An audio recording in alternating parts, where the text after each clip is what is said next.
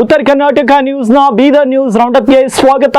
ನಾನು ಹನುಮಂತ್ ದೇಶ್ಮುಖ್. ಬನ್ನಿ ಕ್ವಿಕ್ ಆಗಿ ನೋಡೋಣ ಬೀದರ್ ಜಿಲ್ಲೆಯ ಇಂದಿನ ಪ್ರಮುಖ ಸುದ್ದಿಗಳನ್ನು. ಬಿಜೆಪಿ ಶಾಸಕ ಪ್ರಭು ಚವ್ಹಾಣ್ ಪುತ್ರನ ಪ್ರಕರಣದ ವಿಚಾರವಾಗಿ ಮಾಜಿ ಪರಿಷತ್ ಸದಸ್ಯ ಅರವಿಂದ್ ಕುಮಾರ್ ಅರಳಿ ಗೃಹ ಮಂತ್ರಿಗಳಿಗೆ ಪತ್ರವನ್ನು ಬರೆದಿದ್ದಾರೆ. ಈ ಪತ್ರದ ವಿಚಾರವಾಗಿ ಉತ್ತರ ಕರ್ನಾಟಕ ಸುದ್ದಿವಾಹಿನಿಯೊಂದಿಗೆ ಮಾತನಾಡಿದ ಅರಳಿ, ಕಳೆದ ಹಲವು ದಿನಗಳಿಂದ ಬಿಜೆಪಿಯವರು ಏನ್ ಮಾಡಿದ್ರು ಪ್ರಕರಣ ದಾಖಲಾಗುತ್ತಿಲ್ಲ, ಪ್ರಕರಣ ದಾಖಲಾದರೂ ಸಹ ಅವರನ್ನ ಬಂಧಿಸುವ ಕೆಲಸವಾಗ್ತಿಲ್ಲ. ಅದಕ್ಕೆ ಬೇಸತ್ತು ಗೃಹ ಮಂತ್ರಿಗಳಿಗೆ ಪತ್ರ ಬರೆದಿದ್ದೇನೆ. ಒಬ್ಬ ಶಾಸಕರ ಮಗ ಪತ್ತೆಯಾಗುತ್ತಿಲ್ಲ ಎಂದ್ರು. ಅದು ಆಶ್ಚರ್ಯಕರ ವಿಷಯನ. ಕಾನೂನು ಪ್ರತಿಯೊಬ್ಬರಿಗೆ ಒಂದೇ ಆಗಿದ್ರು ಕೂಡ ನಮ್ಮ ಸರ್ಕಾರದಲ್ಲಿ ಬಿಜೆಪಿ ಶಾಸಕರ ರಕ್ಷಣೆ ನಡೆಯುತ್ತಿದೆಯೇ ಎಂಬ ಚಿಂತೆ ನಮ್ಮಲ್ಲಿ ಕಾಡ್ತಾ ಇದೆ. ಅದರಿಂದ ಮನನೊಂದು ಗೃಹ ಮಂತ್ರಿಗಳಿಗೆ ಪತ್ರ ಬರೆದಿದ್ದೇನೆ ಎಂದರು. ಏನಾಗ್ತದೆ ಅಂದ್ರೆ ಇಲ್ಲಿ ಬೀದರ್ ಜಿಲ್ಲೆಯಲ್ಲಿ ಕಳೆದ ಕೆಲವು ದಿನಗಳಿಂದ ಬಿಜೆಪಿಯವರು ಏನು ಮಾಡಿದ್ರು ಕೂಡ ಯಾವುದೇ ಕೇಸ್ ಬುಕ್ ಆಗ್ತಿಲ್ಲ.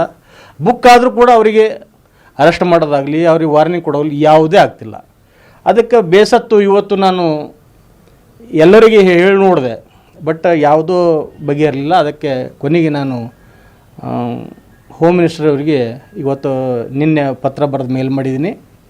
ಯಾಕಂದರೆ ಯಾವ ವ್ಯಕ್ತಿ ಮೇಲೆ ದೌರ್ಜನ್ಯ ಕೇಸ್ ಆಗಿದೆ ಆ ವ್ಯಕ್ತಿ ಒಬ್ಬ ಸಾಧಾರಣ ಮನುಷ್ಯ ಅಲ್ಲ. ಅವ ಎಲ್ಲರೂ ಓಡೋಗ್ತಾನ ಸಿಗಲ್ಲ ಅಂತ ಇಲ್ಲ. ಒಬ್ಬ ಜವಾಬ್ದಾರಿಯುತ ಶಾಸಕನ ಮಾಜಿ ಮಂತ್ರಿ ಮಗ ಅದಾನ, ಎಲ್ಲದನ ಅಂತ ಗುರ್ತಾಗಲ್ಲ ಅಂತಂದ್ರೆ ಆಶ್ಚರ್ಯ ಅದು. ನಾವು ಒಂದು ಕಡೆ ಏನು ಹೇಳ್ತೀವಿ, ಬಿ ಜೆ ಪಿ ಶಾಸಕರಿಗೆ ಬಿ ಜೆ ಪಿಯವರಿಗೆ ಒಂದು ಬೆಂಬಲ ನಮ್ಮದೇ ಸರ್ಕಾರದ ಆಡಳಿತದವರು ಇಲ್ಲಿ ಲೋಕಲ್ದವರು ಸಪೋರ್ಟ್ ಮಾಡ್ತಾ ಇದ್ದಾರೇನು, ಯಾಕೆ ಹೀಗೆ ಆಗ್ತಾಯಿದೆ? ಬಿ ಜೆ ಪಿ ನಾಯಕನ ಒಬ್ಬನ ಮೇಲೆ ಅವ್ಯವಹಾರ ಪ್ರಕರಣ ದಾಖಲಾಗಿತ್ತು. ಅವರು ಬೀದರ್ ದಕ್ಷಿಣ ವಿಧಾನಸಭಾ ಕ್ಷೇತ್ರ ಸೇರಿದಂತೆ ಜಿಲ್ಲೆಯ ಹಲವು ಕಡೆಗಳಲ್ಲಿ ಜಿಂಕೆ ಹಾಗೂ ಕಾಡು ಹಂದಿ ಹಾವಳಿ ಹೆಚ್ಚಾಗಿದ್ದು ರೈತರು ಬೆಳೆದ ಸಮೃದ್ಧ ಬೆಳೆ ಹಾಳಾಗುತ್ತಿದೆ. ಪ್ರತಿ ವರ್ಷ ರೈತರು ಅಪಾರ ಬೆಳೆ ಹಾನಿ ಅನುಭವಿಸುತ್ತಿದ್ದು ಇದಕ್ಕೆ ಶಾಶ್ವತ ಪರಿಹಾರ ಕೊಡುವ ಕೆಲಸ ಆಗಬೇಕಿದೆ ಅಂತ ಬೀದರ್ ನಗರದ ಜಿಲ್ಲಾ ಪಂಚಾಯಿತಿ ಸಭಾಂಗಣದಲ್ಲಿ ನಡೆದ ಕೆಡಿಪಿ ಸಭೆಯಲ್ಲಿ ಬೀದರ್ ದಕ್ಷಿಣ ಕ್ಷೇತ್ರದ ಶಾಸಕರಾದ ಡಾಕ್ಟರ್ ಶೈಲೇಂದ್ರ ಬೆಲ್ದಾಳೆ ಪ್ರಸ್ತಾಪವನ್ನು ಮಾಡಿದರು. ಇನ್ನು ಅರಣ್ಯ ಪ್ರದೇಶಕ್ಕೆ ಹೊಂದಿಕೊಂಡಂತಹ ಹೊಲಗಳಿಗೆ ಜಿಂಕೆ, ಕಾಡು ಹಂದಿಗಳ ಮತ್ತು ಟೋಳಿಗಳು ಲಗೆ ಹಾಕುತ್ತಿವೆ. ಈ ಸಮಸ್ಯೆಗಳ ಬಗ್ಗೆ ಹಿಂದೆಯೂ ನಾನು ಚರ್ಚೆ ಮಾಡಿದ್ದೇನೆ. ರೈತರಿಗೆ ಸೋಲಾರ್ ತಂತಿ ಅಳವಡಿಕೆ ಅಗತ್ಯವಿದೆ. ಈ ಸಂಬಂಧ ಸಾಕಷ್ಟು ಅರ್ಜಿಗಳು ಸಹ ಹೋಗಿವೆ, ಆದರೆ ಇದಕ್ಕೆ ಸ್ಪಂದನೆ ಇಲ್ಲ. ಬೆಳೆ ರಕ್ಷಣೆಗೆ ಸೋಲಾರ್ ತಂತಿ ಬೇಲಿ ತೀರಾ ಜರೂರಿ ಇದೆ. ಅರಣ್ಯ ಸಚಿವರಾದ ತಾವು ಈ ಬಗ್ಗೆ ಗಂಭೀರವಾಗಿ ಚರ್ಚಿಸಿ ತುರ್ತು ಕ್ರಮ ಜರುಗಿಸಬೇಕು ಎಂದರು. ಹಂದಿ ಆಗಲಿ ಸೋಲಾರ್ ತಂತಿ ಮೇಲೆ ಇಲ್ಲದ ಸಾಕಷ್ಟು ಕಬ್ಬುಗಳೆಲ್ಲ ನಾಶ ಮಾಡಿ ಬೆಳೆಗಳು ಕಬ್ಬುಗಳು ಏನೇನು ಮಾಡ್ತಾ ಇರ್ತಾರೆ. ರೈತರು ಸುಮಾರು 271 ಅರ್ಜಿಗಳು ಅರಣ್ಯ ಇಲಾಖೆಗೆ ಕೊಟ್ಟಿರ್ತಾರೆ. ನಿಮ್ಮ ಬಜೆಟ್ ಅದ 2,50,000. ನಮ್ದು ಒಂದೇ ಕಾನ್ಸ್ಟಿಟ್ಯೂನ್ಸಿಯಿಂದ 271 ಅರ್ಜಿ ಇದೆ ಸರ್. ಪರಿಹಾರಕ್ಕೆ ಯಾವುದೇ ದುಡ್ಡಿನ ಕೊರತೆ ಇಲ್ಲ. ಎಷ್ಟು ನೋಡಿ, ಒಂದು ನಿಮಿಷ ಸೋಷಿಯಲ್ ಅಂಡ್ ಟೆರಿಟರಿಯಲ್ ಕೂತ್ಕೊಂಡು ಹೇಳಿ, ರೈತರಿಗೆ ಬೆಳೆ ನಷ್ಟ. ಶಾಸಕ ಪ್ರಭು ಚವ್ಹಾಣ್ ಪುತ್ರ ಪ್ರತೀಕ್ ಚವ್ಹಾಣ್ ಮೇಲಿನ ಪ್ರಕರಣ ಅತ್ಯಂತ ಗಂಭೀರವಾಗಿದೆ. ಶಾಸಕ ಪ್ರಭು ಚವ್ಹಾಣ್ ಬಹಳ ಪ್ರಭಾವಿ ರಾಜಕಾರಣಿ. ಹೀಗಾಗಿ ಈ ಪ್ರಕರಣದ ತನಿಖೆಯನ್ನ SITಗೆ ವಹಿಸಬೇಕು ಅಂತ ಏಕ್ತಾ ಫೌಂಡೇಶನ್ ಅಧ್ಯಕ್ಷ ರವಿ ಸ್ವಾಮಿ ಒತ್ತಾಯವನ್ನ ಮಾಡಿದ್ದಾರೆ. ಬೀದರ್ ಜಿಲ್ಲಾ ಪತ್ರಿಕಾ ಭವನದಲ್ಲಿ ಪತ್ರಿಕಾಗೋಷ್ಠಿಯನ್ನು ನಡೆಸಿ ಮಾತನಾಡಿದ ಅವರು, ಇದೊಂದೇ ಪ್ರಕರಣವಲ್ಲ, ಹಿಂದೆಯೂ ಇಂತಹ ಪ್ರಕರಣಗಳು ನಡೆದಿದ್ದು ಕಿರುಗನವಾಡಿ ಗ್ರಾಮದ ಯುವತಿಗೂ ಮದುವೆ ಆಗ್ತೀನಿ ಅಂತ ಮೋಸ ಮಾಡಿದ್ರು. SIT ತನಿಖೆಗೆ ವಹಿಸಿದ್ರೆ ಪ್ರತೀಕ್ ಚವ್ಹಾಣ್ ಮೋಸದಾಟ ಬಯಲಾಗುತ್ತದೆ ಎಂದರು. ಇದನ್ನ ಸರ್ಕಾರಕ್ಕೆ ಆಗ್ರಹ ಮಾಡಕ್ಕೆ ಬಂದಂತ ಮುಖಾಂತರ ಈ ವಿಷಯ ಬಹಳ ಗಂಭೀರವಾದ ವಿಷಯ ಇದೆ. ಇಲ್ಲಿದ್ದ ಶಾಸಕ ಪ್ರಭು ಚವ್ಹಾಣ್ 4 ಸರಿ ಶಾಸಕ, 2 ಸರಿ ಮಂತ್ರಿ, ಬಹಳ ಪ್ರಭಾವಿಯಾಗಿದ್ದಾರೆ. ಹಾಗಾಗಿ ಈ ವಿಷಯ SIT ಕೊಡ್ಬೇಕಂತೇಳಿ ನನ್ನ ಮನವಿ ಇದೆ. ಮತ್ತು ಜೊತೆಲಿ SIT ಯಾಕೆ ಕೊಡ್ಬೇಕಂತ ಹೇಳ್ತಾ ಇದ್ದೀನಿ ಅಂದರೆ, ನಮ್ಮ ರಾಜ್ಯ ಸರ್ಕಾರ ಮೇಲೆ ಕೂಡ ನಮಗೆ ವಿಶ್ವಾಸ ಇದೆ. ಸಬ್ಜೆಕ್ಟ್ ಅಷ್ಟು ಗದ್ದಲಗೂಡಿದ್ದಿದೆ. ಮಾಡಿದಾಗ ಇನ್ನೊಬ್ಬಕ್ಕೆ ಹುಡುಗಿ ಜೊತೆ ಮಾತಾಡಿದ ವಿಷಯನ ಗಮನಕ್ಕೆ ಬಂತು, ಮಾಧ್ಯಮದವರಿಗಾಗಿರ್ಬೋದು, ನಮಗೆಲ್ಲ. ಇಂಥ ಬಹಳಷ್ಟು ಪ್ರಕರಣಗಳವ. ಇದು SIT ಕೊಟ್ಟಾಗೆ ಸಾಧ್ಯ ಆಗುತ್ತೆ. ಇದರಲ್ಲಿ ಎಷ್ಟು ಜನರಿಗೆ ಪ್ರತೀಕ್ ಚವ್ಹಾಣ್ ಮೋಸ ಮಾಡಿದಾನಂತೇಳಿ.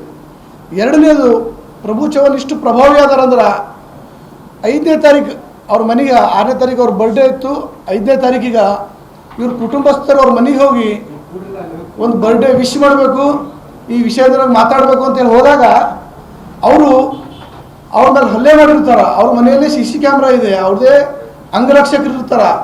ಹಲ್ಲೆ ಆದಾಗ ಆ ವಿಷಯ ಅಲ್ಲಿಗೆ ಅವತ್ತಿನ ಸಬ್ಜೆಕ್ಟ್ ಕ್ಲೋಸ್ ಆಗಿರ್ತದ. ಅವರಿಗೆ ಹುಡುಗಿ ಮನೆಯವರಿಗೆ ಯಾವುದೇ ಥರ ಸಪೋರ್ಟ್ ಇರೋಂಗಿಲ್ಲ. ಆದರೆ ಇವಾಗ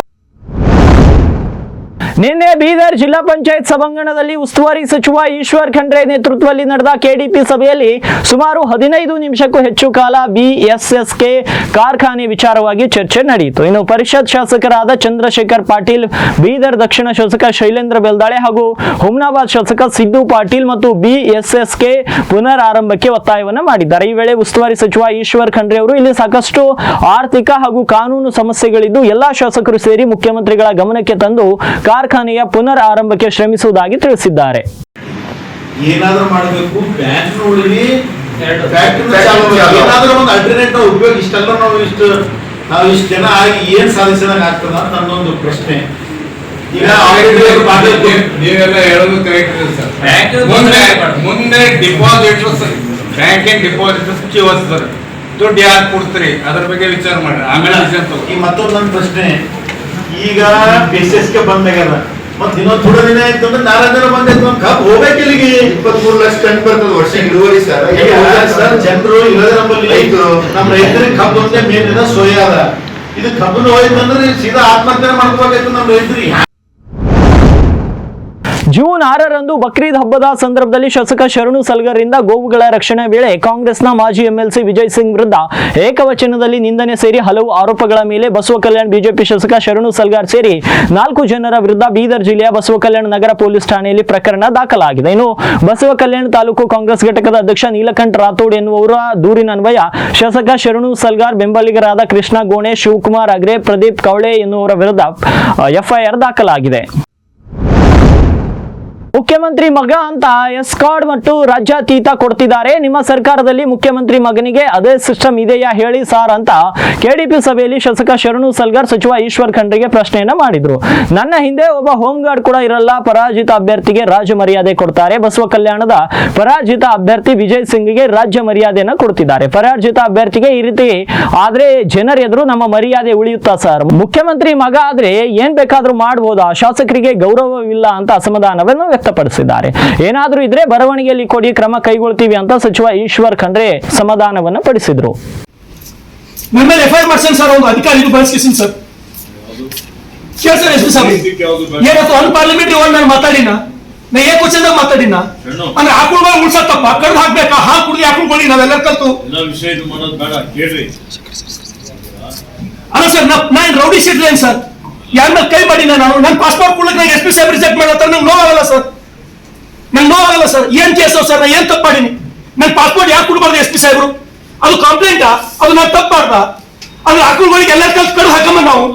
ನೋಡಿ ಶರಣು, ಈಗ ಅಷ್ಟು ಎಮೋಷನಲಿ ಮಾತಾಡೋ ಅವಶ್ಯಕತೆ ಇಲ್ಲ. ಅದೇನೇ ಪರ್ಸನಲ್ ವಿಷಯಗಳಿದೆ ರಿಕ್ವೆಸ್ಟ್ SP ಅವರಿಗೆ ಸರ್ ಹೇಳ್ದಲ್ಲ, ವೈಯಕ್ತಿಕ ವಿಚಾರಗಳಿದ್ರೆ ನಾವು 4 ಗೋಡೆಗಳ ಮಧ್ಯೆ.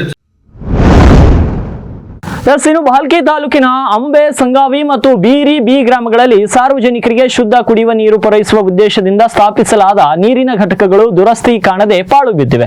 ನಿರ್ವಹಣೆ ಇಲ್ಲದೆ ಸೊರಗುತ್ತಿರುವ ಕಾರಣ ಘಟಕಗಳ ಯಂತ್ರಗಳು ತುಕ್ಕು ಹಿಡಿದಿವೆ. ಅಸಮರ್ಪಕ ನಿರ್ವಹಣೆಯಿಂದಾಗಿ ಶುದ್ಧ ಕುಡಿಯುವ ನೀರಿನ ಘಟಕಗಳು ಹಾಳಾಗಿ ಹೋಗಿವೆ. ಇನ್ನು ಪಂಚಾಯಿತಿ ಅಧಿಕಾರಿಗಳ ನಿರ್ಲಕ್ಷ್ಯದಿಂದ ಗ್ರಾಮೀಣ ಜನರಿಗೆ ಶುದ್ಧ ಕುಡಿಯುವ ನೀರು ಸಿಗುತ್ತಿಲ್ಲ. ಹೆಸರಿಗಷ್ಟೇ ಶುದ್ಧ ಕುಡಿಯುವ ನೀರಿನ ಘಟಕಗಳಿವೆ, ಅಲ್ಲಿ ನೀರು ಬರುತ್ತಿಲ್ಲ. ದುರಸ್ತಿ ಮಾಡುವವರು ಯಾರು ಎಂಬ ಪ್ರಶ್ನೆಗೆ ಉತ್ತರ ಇಲ್ಲ ಅಂತ ಗ್ರಾಮಸ್ಥರು ದೂರಿದ್ದಾರೆ. ಭಾಲ್ಕಿ ತಾಲೂಕಿನ ಭಾತಂಬ್ರ ಗ್ರಾಮದಲ್ಲಿ ಬೀರಲಿಂಗೇಶ್ವರ ಜಾತ್ರಾ ಮಹೋತ್ಸವ ಸಂಭ್ರಮದಿಂದ ಜರುಗಿತು. ಜಾತ್ರಾ ಮಹೋತ್ಸವದ ಅಂಗವಾಗಿ ತೆರೆದ ವಾಹನದಲ್ಲಿ ಬೀರಲಿಂಗೇಶ್ವರ ದೇವರ ಭಾವಚಿತ್ರದ ಭವ್ಯ ಮೆರವಣಿಗೆ ನಡೆಯಿತು. ಮೆರವಣಿಗೆಯಲ್ಲಿ ಮಹಿಳೆಯರು ಕುಂಭ ಕಳಶವನ್ನ ಹೊತ್ತು ಭಜನೆ ಮಾಡುತ್ತಾ ಬೀರಲಿಂಗೇಶ್ವರ ಹಾಡುಗಳನ್ನ ಹಾಡುತ್ತಾ ಹೆಜ್ಜೆ ಹಾಕಿದ್ರು. ಇನ್ನು ಮೆರವಣಿಗೆ ಉದ್ದಕ್ಕೂ ಡೊಳ್ಳು ಕುಣಿತ ನೋಡುಗರ ಗಮನ ಸೆಳೆಯಿತು. ಗ್ರಾಮದ ಕನಕ ಭವನದಿಂದ ಪ್ರಾರಂಭಗೊಂಡ ಮೆರವಣಿಗೆ ಗ್ರಾಮದ ಪ್ರಮುಖ ರಸ್ತೆಗಳ ಮಾರ್ಗವಾಗಿ ಹೊರ ವಲಯದಲ್ಲಿರುವಂತಹ ಬೀರಲಿಂಗೇಶ್ವರ ದೇವಸ್ಥಾನದವರೆಗೆ ನಡೆಯಿತು. ಇನ್ನು ದೇವಸ್ಥಾನದಲ್ಲಿ ವಿಶೇಷ ಪೂಜೆ, ಭಜನೆ ಕಾರ್ಯಕ್ರಮಗಳು ಜರುಗಿದವು.